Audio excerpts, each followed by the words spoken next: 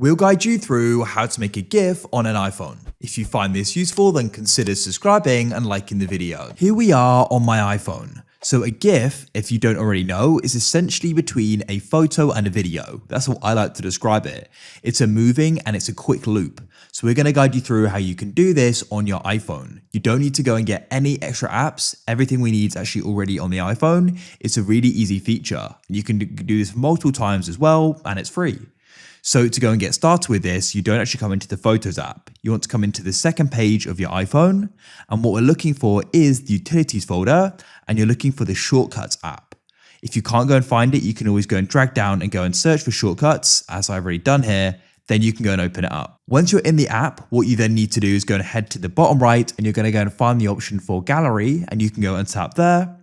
Then at the top, you can go and find search, and you want to go and tap there. You can go and browse it, but it's easier to just go and press search. Type in GIF, as you can see, and there we have it, make GIF or GIF. So then what you can do is go and tap on that plus icon in the top right of it, like this, and it's then been added. You may be thinking, now where has that gone? Well, it's actually been now added to your library in the Shortcuts app. So at the bottom left, press library, and there it is.